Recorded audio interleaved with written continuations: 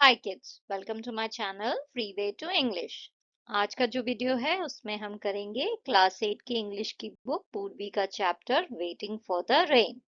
इस वीडियो में हम करने वाले हैं इस चैप्टर के क्वेश्चन एंड आंसर्स। तो चलिए वीडियो स्टार्ट करते हैं। सबसे पहले हम करेंगे पार्ट 1 के क्वेश्चन आंसर्स। तो यहाँ पे पहले क्वेश्चन में एक टेबल दी है जो हमें कंप्लीट करनी है। तो यहाँ पे वेलू ने क्या कहा था, उसने कहा था जब वो सुबह उठा था तो उसने कहा था आसमान में देख के कि ये एनकरेजिंग नहीं लग रहा है, कुछ उम्मीद नहीं लग रही है, सब बेकार सा लग रहा है। किसने कही थी ये बात? वेलू ने कही थी। किससे कही थी? अपने आप से कही थी। कब कही थी? जब उसने आसमान में ऊपर सर उठा के देखा, उसे एक भी बादल दिखाई नहीं दिया, तो उसने ये कहा। सेकंड है, the rains came all these years without any such consultations. इतने सालों से बारिश जो है बिना ऐसी किसी सलाह के ही आ रही थी। तो ये वेलू ने कहा था। किससे कहा था? अपने पड़ोसी से, गांव वालों से कहा था। कब कहा था? जब उसमें से किसी एक ने कहा था कि हमें जो है किसी एस्ट्रोलॉजर से बात करनी चाहिए। थर्ड वन है, so many favourable conditions but still no rain. इतनी सारी अच्छी कंडीशंस हैं बट फिर भी बारिश नहीं हो रही है। ये किसने कहा था? जो मौसम विभाग में लोग हैं उन्होंने कहा था वेलू से। कब कहा था? कैसे कहा था? उन्होंने कहा था कि हमें खुद जो है समझ में नहीं आ रहा है, ऐसे कैसे हो रहा है, कंडीशंस इतनी फेवरेबल हैं फिर भी हमें समझ में नहीं आ रहा है कि ऐसा क्यों हो रहा है। Do you think the old woman would help Velu? If yes, why? क्या आपको लगता है वो बूढ़ी औरत वेलू की मदद करेंगी? तो हाँ, मुझे लगता है वो उनकी मदद करेंगी, क्योंकि वो इतनी एक्सपीरियंस्ड है, इतने सालों का तजुर्बा है, इतनी विजडम है उनके अंदर, ज्ञान है उनके अंदर कि वो जो है उसे सही रास्ता दिखा सकती हैं जब वो इतना परेशान और थका हुआ है। तो विल वेलूज वेट कंटिन्यू और विल इट रेन? क्या आपको लगता है वेलू की ये जो वेट है, ये जो वो इंतजार कर रहा है, ये खत्म होगा और क्या बारिश होगी? तो मुझे लगता है कि उसका ये जो इंतजार है ये ज्यादा टाइम तक नहीं चलेगा। ऐसी उम्मीद है कि बारिश हो जाएगी, क्योंकि ये स्टोरी हमें कहीं ना कहीं मुझे लगता है ये दिखाना चाह रही है कि जो सब्र होता है और जो उम्मीद होती है वो जरूरी होता है। तो लाइफ में हमें सब्र जो है वो करना चाहिए। हर चीज एकदम से नहीं हो जाती है, पेशेंस जरूरी है, थोड़ा वेट करना पड़ता है। बट किसी भी हाल में हमें उम्मीद नहीं छोड़नी है। तो ये दोनों ही चीजें जरूरी हैं। तो मुझे लगता है बारिश हो जाएगी। Complete the following statements given below with suitable reasons. Velu asked the old woman to stop smiling because उसने ऐसा इसलिए बोला क्योंकि कोई बारिश हो नहीं रही थी और उसे लग रहा था कि कुछ भी खुशी होने वाली तो बात है नहीं, तो मुस्कुराना क्यों है, इसलिए मत मुस्कुराओ। Velu said that it was hard not being able to work since farming was his life and without rain he could not plow or sow crops. उसने ये इसलिए कहा कि उसे जो है लगता है बिना काम के जीना बहुत ही मुश्किल है, क्योंकि ये जो खेती बाड़ी है यही तो उसका जीवन है, वो तो किसान है, और बिना बारिश के जो है ना तो वो अपनी जमीन को खोद पा रहा था, ना उसमें वो कुछ बीज बो पा रहा था। वेलू जो है वो कंफ्यूज था जब ओल्ड लेडी ने कहा कि ये जो जमीन है इसे भी रेस्ट की जरूरत होती है, क्योंकि उसने ये तो कभी सोचा ही नहीं था कि जो जमीन है उसे भी जो है इंसानों की तरह रेस्ट की जरूरत पड़ती है। तो उसने कभी सोचा ही नहीं था। तो जब उस ओल्ड लेडी ने कहा कि लैंड को भी रेस्ट की जरूरत है तो वो कंफ्यूज हो गया। The old lady said that it was good for the land when it didn't rain, as the land was left undisturbed and could regain its strength. Old lady ने कहा कि जमीन के लिए जो है बारिश नहीं होना ये अच्छा है, क्योंकि इतने टाइम जब तक बारिश नहीं हुई कम से कम उस जमीन को जो है ऐसे ही छोड़ दिया गया ताकि उसे जो है थोड़ा रेस्ट मिल जाए और वो अपनी ताकत को जो है वापस इकट्ठा कर ले। तो जमीन के लिए तो ये अच्छा ही हुआ कि बारिश नहीं हुई। Velu ran home laughing and happy because वो जो है घर भागा खुशी खुशी मुस्कुराते हुए, क्योंकि आसमान में बादल जो है वो इकट्ठा हो गए थे और फाइनली जो है बारिश स्टार्ट हो गई थी, इसलिए वो जो है घर भागा खुशी खुशी। नेक्स्ट हमें चैप्टर में से एक एक्सट्रैक्ट दिया है, इसके बेसिस पे हमें क्वेश्चन के आंसर देने हैं। पहला क्वेश्चन है, what does the first line of the extract tell us about Velu's belief? ये जो पहली लाइन है ये हमें वेलू के विश्वास के बारे में क्या बताती है, कि वो किस चीज पे बिलीव करता है। तो यहाँ पे उसने कहा है कि मुझे समझ में नहीं आता कि ये ज्योतिष से बात करके बारिश कैसे हो जाएगी, पंडित से बात करके बारिश कैसे हो जाएगी। तो इससे हमें ये समझ में आता है कि वेलू जो है वो ये मानता है कि प्रैक्टिकल थिंकिंग होनी चाहिए, हमें प्रैक्टिकल सोचना चाहिए और ये जो अंधविश्वास है इस पे भरोसा नहीं करना चाहिए। Complete the following sentence. Velu is determined to seek information about the rain because he wants to find a practical solution to the drought affecting his farm. वो जो है कोई प्रैक्टिकल सॉल्यूशन ढूंढना चाहता है, वो ऐसे अंधविश्वास वाला सॉल्यूशन नहीं चाहता है, वो प्रैक्टिकल सॉल्यूशन चाहता है, इसलिए वो जो है मौसम विभाग के पास जाता है। नेक्स्ट हमें यहाँ पे एक टेबल दी है जो हमें कंप्लीट करनी है। तो वेलू जो है वो वेदर ऑफिस गया क्या एक्सपेक्टेशन लेके, ये एक्सपेक्टेशन लेके गया कि वेदर ऑफिस जो है उसे कुछ साफ साफ इंफॉर्मेशन दे देगा कि बारिश कब होगी। बट हुआ क्या वहां पे, एक्चुअली क्या आउटकम निकला? तो वहां पे रियलिटी में ये हुआ कि जो मौसम विभाग था वो भी अनश्योर था, उन्हें भी नहीं पता था कि बारिश कब होने वाली है, तो वो भी कुछ जो है प्रेडिक्ट नहीं कर पा रहे थे। Complete the following sentence with a suitable option. The absence of rain despite favorable conditions shows unpredictability of nature. तो इससे हमें समझ में आता है कि जो नेचर है वो बहुत ही अनप्रेडिक्टेबल है, आप बता नहीं सकते हो नेचर में कब क्या होगा, कुछ भी हो सकता है। नेक्स्ट अगेन हमें एक एक्सट्रैक्ट दिया है, इसके बेसिस पे हमें क्वेश्चन के आंसर देने हैं। The old woman's advice was accompanied with a soft tone and a smile. What does that tell us about her? तो वो जो बूढ़ी औरत थी उन्होंने जो सलाह दी, उन्होंने बहुत ही धीमी सी आवाज में और हल्की सी स्माइल के साथ दी। तो इससे हमें उनके बारे में क्या समझ में आता है? इससे हमें ये समझ में आता है कि वो बहुत ही काइंड है, काम है, वाइज है और अंडरस्टैंडिंग है। उन्हें समझ में आ रहा है कि इंसान जो है परेशान है, तो वो उससे धीमी आवाज में बात कर रही हैं, हल्के से मुस्कुराते हुए। Fill in the blank with the correct option from those given below. The old woman's advice confused Velu at that moment. जो उन्होंने सलाह दी उससे वेलू जो है उस समय कंफ्यूज हो गया, उसे समझ में नहीं आया कि धरती को आराम की जरूरत कैसे हो सकती है। State one thing about the old woman when she referred to Velu as my son while offering advice. हमें जो है इस चीज से क्या समझ में आता है बूढ़ी औरत के बारे में, जब वो जो है वेलू को जो है मेरा बेटा कह के जो है वो एड्रेस करती हैं। तो इससे हमें समझ में आता है कि वो बहुत ही प्यार से उससे बात कर रही हैं और उसे अपने बेटे की तरह जो है ट्रीट करती हैं। Complete the following sentence with a suitable explanation. The difficulty that the old woman mentions is due to the fact that Velu does not realize that the earth also needs rest after years of hard work. तो ये जो मुश्किल है उससे उनका मतलब ये है कि वेलू को समझ में ये बात नहीं आ रही है कि धरती को भी जो है इतने सालों की मेहनत के बाद थोड़े से रेस्ट की जरूरत होती है।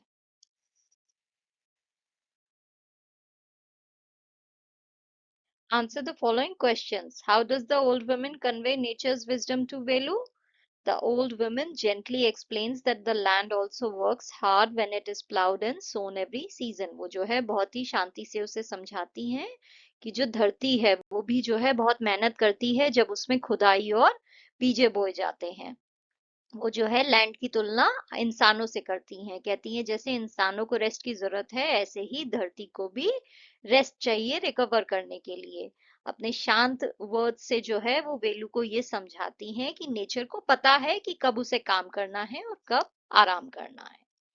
Why couldn't the farmers tend to their fields in the absence of rain? जो किसान थे वो अपने खेतों पे काम क्यों नहीं कर पा रहे थे बारिश ना होने की वजह से? तो वो इसलिए नहीं कर पा रहे थे क्योंकि बारिश नहीं हो रही थी, तो जो जमीन थी वो बहुत ही सूखी हो गई थी, कर्री हो गई थी, हार्ड हो गई थी, उसमें क्रैक्स पड़ गए थे। कोई मॉइस्चर नहीं था लैंड में जिसकी वजह से वो उसमें खुदाई नहीं कर पा रहे थे, बीज नहीं बो पा रहे थे, और बिना पानी के तो फसल जो है वो ग्रो भी नहीं करेगी। तो इस वजह से जो है किसान अपने खेतों पे काम नहीं कर पा रहे थे। Support the old women's perspective that the land needs rest. ये जो बूढ़ी औरत का नजरिया था कि जमीन को भी रेस्ट की जरूरत है, इसे सपोर्ट करिए। तो कंटिन्यूअस फार्मिंग से क्या होता है, जो सॉइल है उसकी जो फर्टिलिटी है, जो उसका उपजाऊपना है वो कम होता जाता है।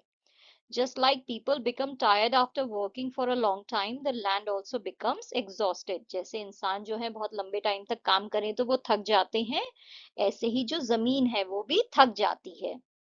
Allowing the land to rest helps it regain nutrients and strength so that it can produce healthy crops when the rain returns. तो अगर हम जमीन को थोड़ा रेस्ट करने देंगे तो जो उसमें न्यूट्रिएंट्स है वो वापस से आ जाएंगे और उससे क्या होगा, उससे जो है अच्छी फसल होगी जब बारिश आ जाएगी.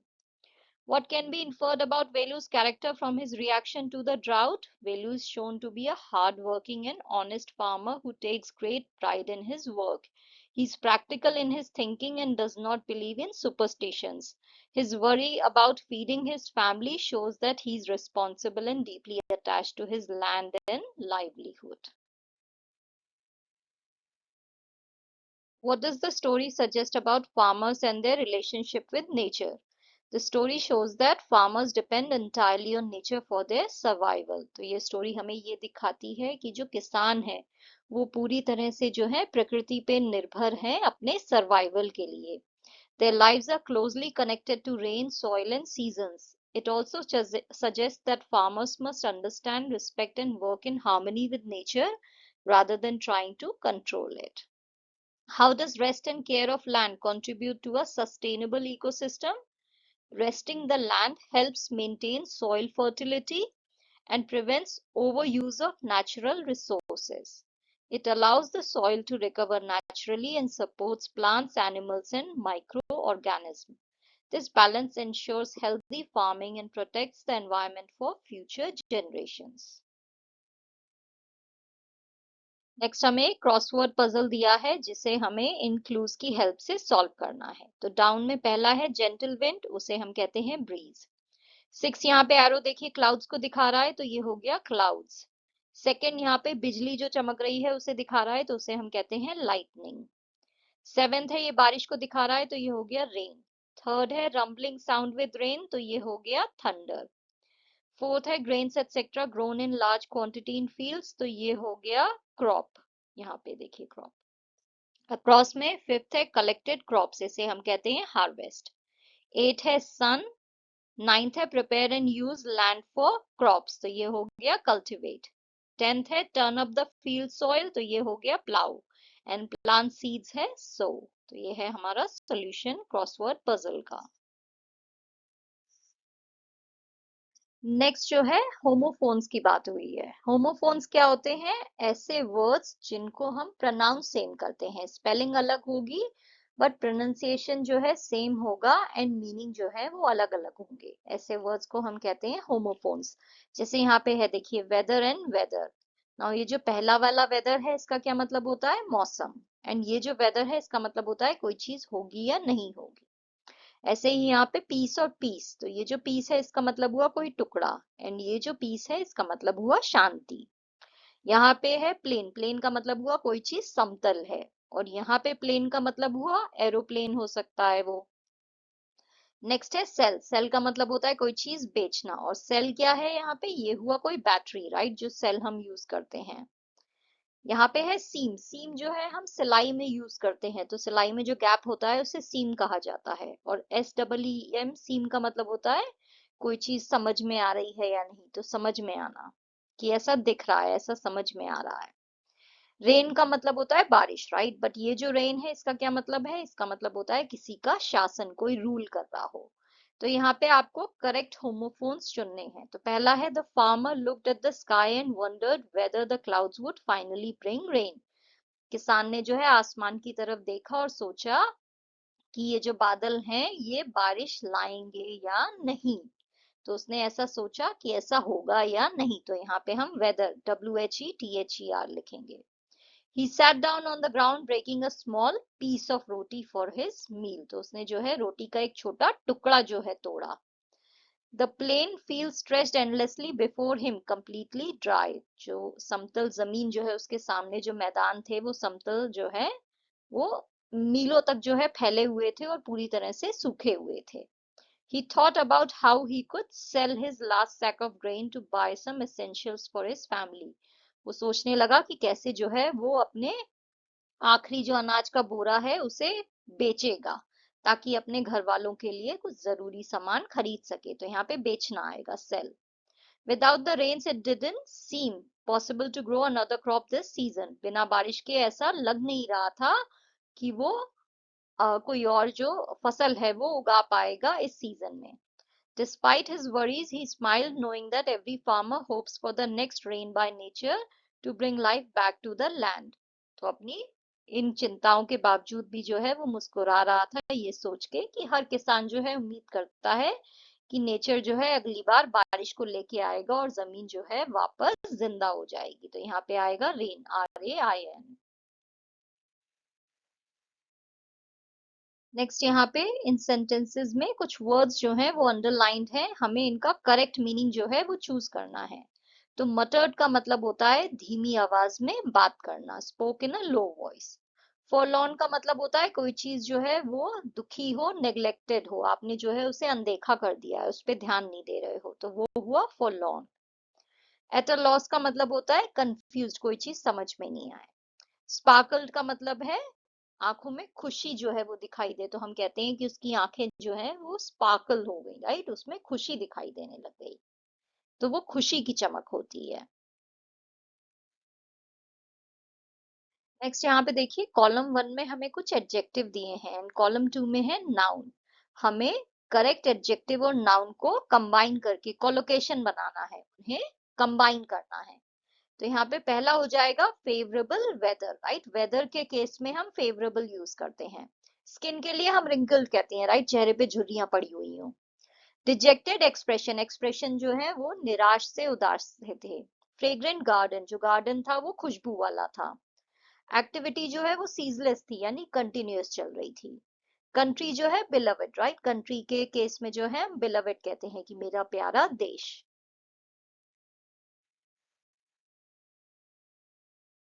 नेक्स्ट यहाँ पे देखिए कुछ सेंटेंसेस हैं, हमें बताना है कि इसमें वर्ब कौन कौन से हैं, तो वर्ब्स को अंडरलाइन करना है और उसके बाद टेंस की फॉर्म बतानी है। तो पहले में वर्ब है इज एंड वर्क, और ये है सिंपल प्रेजेंट टेंस में। सेकंड सेंटेंस में वर्ब है एम, और ये है सिंपल प्रेजेंट टेंस में।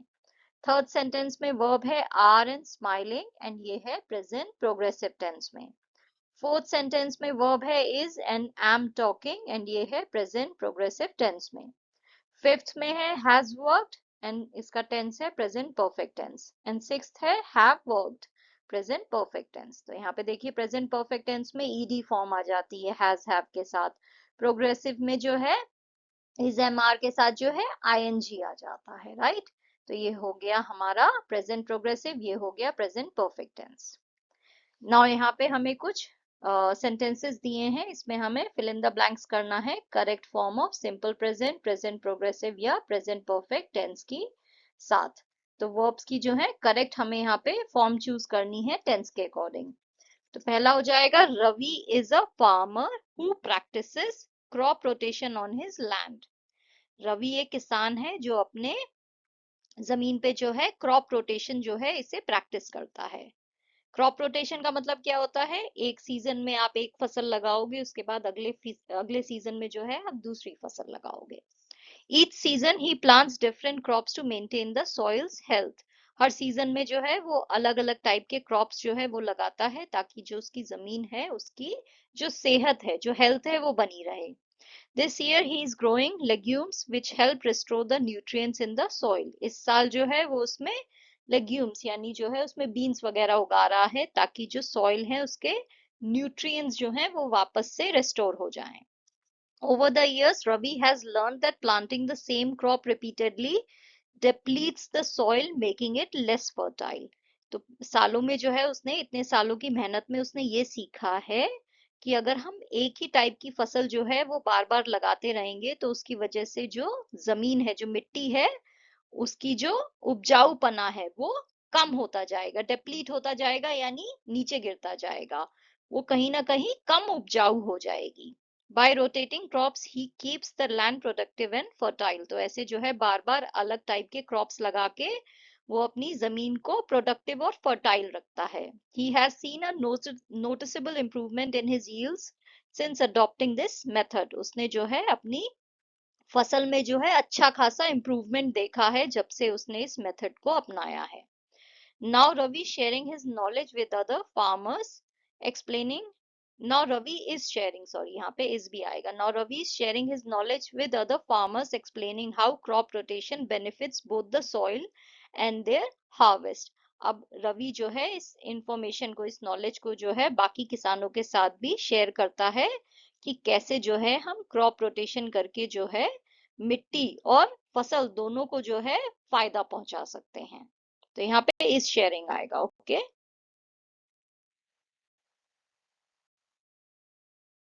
नेक्स्ट है डिटर्मिनर्स। डिटर्मिनर्स क्या होते हैं? ऐसे वर्ड जो नाउन के पहले आते हैं। तो एक तरह से ये नाउन को इंट्रोड्यूस कर रहे हैं, नाउन को डिस्क्राइब नहीं कर रहे हैं, ये नाउन को इंट्रोड्यूस कर रहे हैं। जैसे द है, ए है, एन है, तो ये जो आर्टिकल्स हैं ए एन द, ये जो है डिटर्मिनर्स होते हैं। तो ऐसे और भी अलग अलग टाइप के डिटर्मिनर्स होते हैं। तो चलिए देखते हैं और कौन कौन से हैं। नाउ फर्स्ट है, देखिए आर्टिकल्स ए एन द, ये जो है नाउन्स को इंट्रोड्यूस करते हैं। उसके बाद है डेमोन्स्ट्रेटिव डिटर्मिनर्स, जैसे दिस दैट दीज दोज, ये जो है पॉइंट कर रहे हैं स्पेसिफिक आइटम की तरफ कि ये है वो है। Possessive determiners my our your his her, ये सब क्या है? ये नाउन की रिलेशनशिप बता रहे हैं, ओनरशिप बता रहे हैं। तो ये पोजेसिव डिटर्मिनर्स हुए। उसके बाद है डेफिनेट न्यूमरल डिटर्मिनर्स, जो एग्जैक्ट नंबर बता रहे हैं 1 2 3 की कितनी क्वांटिटी में है। फिर है इनडेफिनेट न्यूमरल डिटर्मिनर्स, जो कि इनडेफिनेट क्वांटिटी बता रहे हैं। तो इसमें सम जो है उसका यूज होता है अफर्मेटिव सेंटेंस में, जबकि एनी और नो का यूज होता है नेगेटिव और इंटेरोगेटिव सेंटेंस में। ऑल का यूज हम करते हैं पूरा ग्रुप बताने के लिए। मच का यूज हम करते हैं बड़ी क्वांटिटी में अनकाउंटेबल नाउन बताने के लिए, जो आप काउंट नहीं कर सकते हो, जैसे चावल है या फिर कोई दाल है, ऐसी चीज जो काउंट नहीं कर पा रहे हो। और मैनी का यूज हम करते हैं काउंटेबल नाउन बताने के लिए। फ्यू का यूज होता है स्मॉल नंबर बताने के लिए। लेस का यूज होता है उससे भी कम क्वांटिटी बताने के लिए। और सेवरल का यूज होता है दो से ज्यादा चीजों के बारे में बताने के लिए। लिटिल का मतलब होता है ज्यादा नहीं है, थोड़ा सा ही है। और फ्यू का मतलब होता है नॉट मैनी।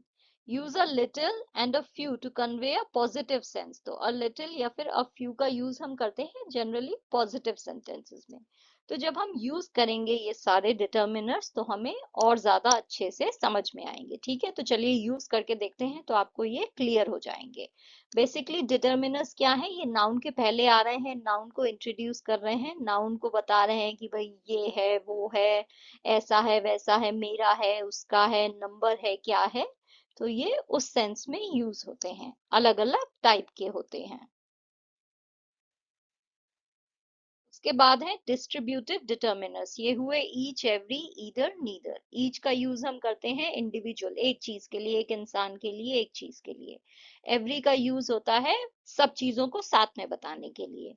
ईदर का यूज हम तब करते हैं जब हम कहते हैं दो में से कोई एक ऑप्शन हम चुन रहे हैं या चुनना है। नीदर का मतलब होता है जब दोनों में से एक भी ऑप्शन नहीं चुना जा रहा है, तो neither. It was a rainy afternoon and the sky was thick with dark clouds. Mala noticed a large puddle quickly forming in front of her house. तो यहाँ पे her क्यों यूज हुआ है? क्योंकि यहाँ पे जो है possession बताया जा रहा है कि उसका घर है। Excited, she called for her brother to join her, knowing that both of them always loved playing in the rain. While jumping from one puddle to another, Mala spotted a few snails slowly creeping along the wet sidewalk and pointed them out to her brother. With every jump, each jump नहीं होगा, every होगा यहाँ पे, हर jump के साथ, the sound of both their squeals and laughter was heard through the soft patter of raindrops. Though they were fully drenched, neither siblings minded it. दोनों में से कोई भी इस चीज को माइंड नहीं कर रहे थे, राइट? तो नो है, नेगेटिव है, इसलिए नीदर यूज करा है। देर यहाँ पे हमने इसलिए करा है क्योंकि दोनों की चीख की आवाज की बात हो रही है, तो हम हर नहीं कह सकते हैं, देर कहना पड़ेगा क्योंकि दोनों की बात हो रही है।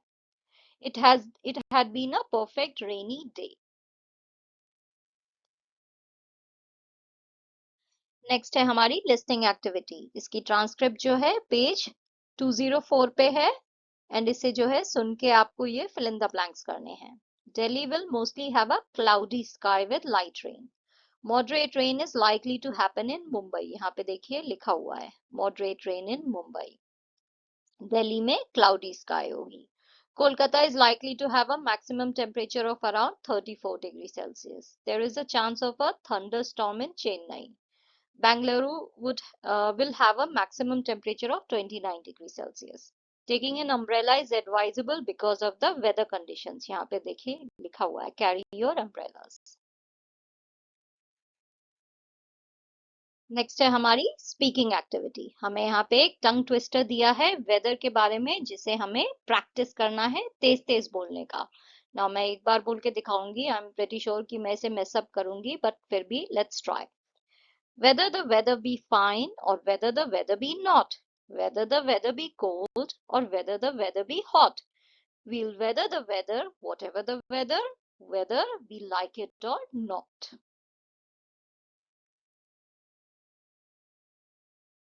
नेक्स्ट आपकी एक रोल प्ले एक्टिविटी है. इसमें दो लोग जो हैं, एक अर्थ का कैरेक्टर प्ले करेगा और एक रेन का. फिर अर्थ और रेन जो है आपस में बातें कर रहे हैं.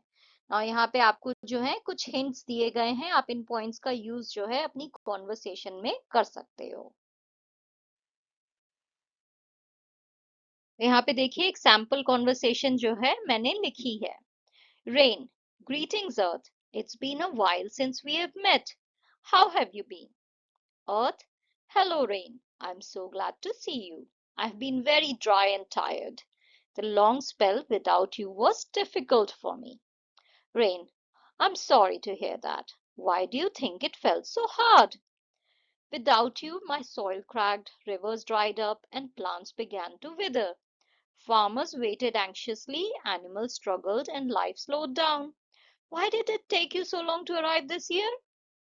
I had a long journey.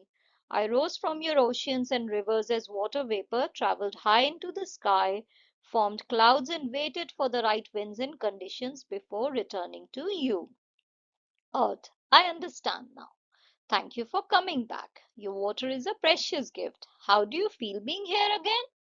I feel happy and peaceful falling on your fields, forests, and mountains. I enjoy bringing freshness, filling rivers, and cooling the air.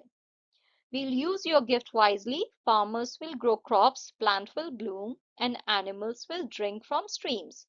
Rain is very important to me for agriculture, for plants, and for all living beings to survive.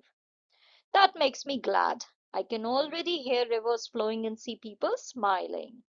People join our celebration. The rivers, forest, animals, and people are all welcoming you with joy. Thank you, Earth, for the warm welcome. I promise to return on time next year to keep you alive and healthy. Next हमें एक formal letter लिखना है हमारे municipal ward के counsellor को. ना हमारी neighbourhood में जो है पानी की कमी की वजह से जो है समर सीजन में लोगों को बहुत मुश्किल फेस करनी पड़ती है. तो हमें जो है उन्हें रिक्वेस्ट करना है कि हमारे यहाँ पे रेन वाटर को हार्वेस्ट करने के लिए यूनिट प्रोवाइड की जाए. उसका क्या मतलब हुआ कि मतलब कोई बड़ा सा ड्रम या कुछ स्टोरेज की यूनिट दी जाए जिसमें आप बारिश के पानी को स्टोर करके बाद में यूज कर सको ताकि वो वेस्ट ना हो. तो जो है इस इश्यू पे जो है आपको उन्हें एक लेटर लिखना है. यहाँ पे देखिए आपको उसका फॉर्मेट जो है वो बताया गया है. ऐसे आपको लिखना है. यहाँ पे देखिए टॉप में लेफ्ट पे आ जाएगा सेंडर का एड्रेस यानी आपका एड्रेस. उसके बाद आएगी डेट. उसके बाद आएगा to the municipal councillor, ward number जो भी आपका है और सिटी का नाम. सब्जेक्ट होगा request to install a rain water harvesting unit in ward number जो भी आपका वार्ड नंबर है. Dear Madam, I would like to draw your kind attention to the serious problem of water scarcity faced by the residents of our neighborhood, especially during the summer months.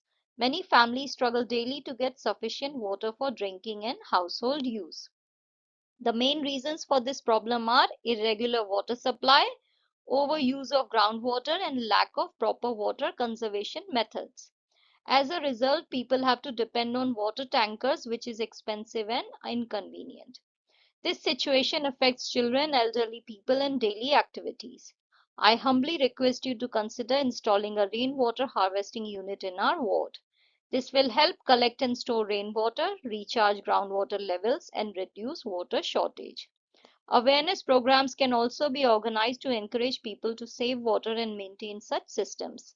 I hope you will take prompt action in this matter for the benefit of the residents. We shall be grateful to you for your support and cooperation. Thanking you, yours sincerely. और यहाँ पे आपका signature और नाम आ जाएगा।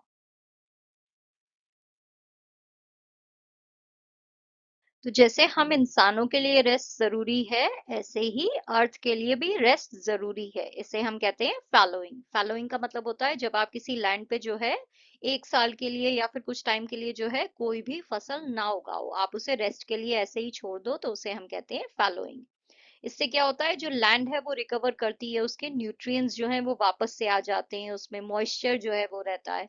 आप उसे continuous use करते रहोगे तो वो ओवर यूज की वजह से जो है उसमें न्यूट्रिएंट्स चले जाएंगे, फसल अच्छी नहीं होगी, और लैंड भी जो है वो उसमें जो है ज्यादा फर्टाइल नहीं रहेगा ना। पहले के टाइम में भी जो है सदियों से ऐसा होता आता था। किसान क्या करते थे, वो फील्ड में जो है एक साइड जो है फसल लगाते थे और एक साइड जो है ऐसे ही छोड़ देते थे, और अगले साल क्या करते थे, दूसरी वाली साइड जो है फसल लगाते थे और इस साइड को ऐसे ही छोड़ देते थे। तो ये रेस्टिंग मेथड जो है ये सदियों से होता आ रहा है। नेक्स्ट आपको आपके स्कूल में जो भी वोकेशनल एजुकेशन के टीचर हैं उनसे डिस्कशन करना है कि एग्रीकल्चर की फील्ड में, फार्मिंग की फील्ड में क्या क्या जॉब्स हैं, क्या क्या अवेलेबल वैकेंसीज हैं, कैसे आप इस फील्ड में अपना करियर बना सकते हो, ये आपको डिस्कस करना है। उसके बाद यहाँ पे देखिए जो हमारा मीटरोलॉजिकल डिपार्टमेंट है उसके बारे में बताया गया है। ये डिपार्टमेंट जो है बेसिकली किसानों की मदद के लिए है, उन्हें बताने के लिए कि कब जो है वेदर कंडीशन सही होंगी, कहाँ पे क्या फसल लगानी है, मौसम कैसा रहेगा, बारिश कब आएगी, ये सब जो है आईएमडी डिपार्टमेंट बताता है। यहाँ पे देखिए एक वेबसाइट भी दी है, आप इस पे विजिट करके और इंफॉर्मेशन जो है इस पे इकट्ठा कर सकते हो।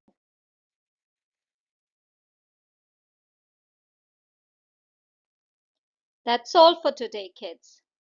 If you enjoyed this lesson, don't forget to like, share, and subscribe to the channel. See you in the next video. Until then, stay smart, stay curious, and stay strong. Bye.